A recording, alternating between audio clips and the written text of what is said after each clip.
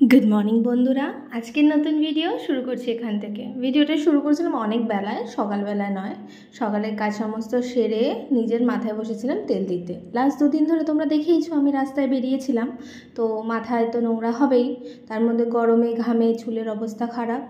আর এই চুলে তেল দিতে দিতে তোমাদের দেখাচ্ছি আমার চুলের দশা খুবই দু চারটে আছে আর বাকি লাস্ট যে 4 মাস ধরে আমি যে আমার সম্বল জমাচ্ছি সেটাকে আজকে তোমাদের সাথে শেয়ার করব এই যে এটা লাস্ট 4 মাসের মাথার থেকে বেশি আছে ওখানে যাই হোক এই যে হচ্ছে জামা আমার যেটা আগের সাইজ আর এখনের সাইজে সেটা হচ্ছে না এতটাই মোটু হয়েছি তাই জন্য বসেছি সব জামা সেলাই খুলতে সব বড় বড়ই জামা তার জন্য অসুবিধা নেই সেলাইগুলো খুলেছি এবার আবার আমার গায়ের মাপে মাপতে হবে হঠাৎ খবর এলো ব্যাংকে যেতে হবে দৌড়ে বেরিয়ে গেছিলাম আবার দৌড়ে চলেও এসেছি ব্যাংকে থেকে এসে যে বিধ্বস্ত রূপটা আমার দেখতে পাচ্ছ তখন আমি টোটালি এক্সস্টেড কিছু করার নেই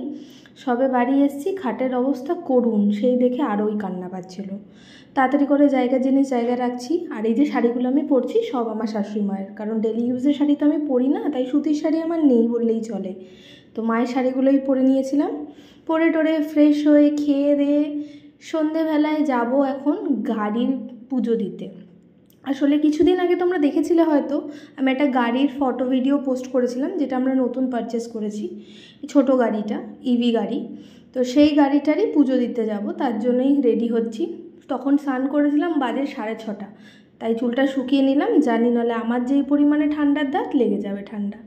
ও চলে এসছে গাড়িটা সার্ভিস সেন্টার থেকে নিয়ে কারণ অ্যাক্সিডেন্ট হয়েছিল গাড়িটা তার একটা ফটো আমি তোমাদের সাথে অ্যাড করে দেবো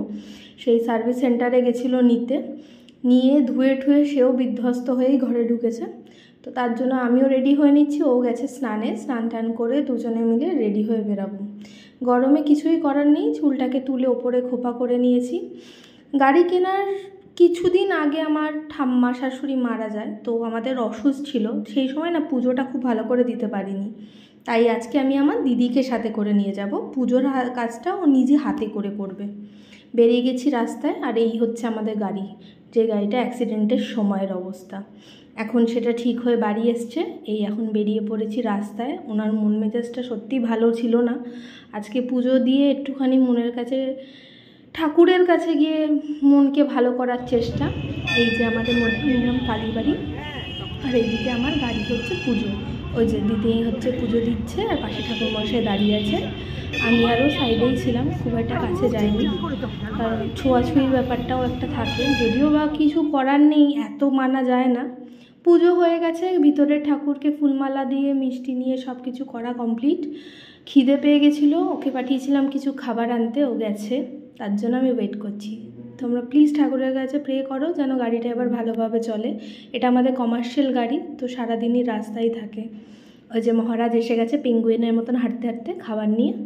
রাতে এই খেয়েই আজকে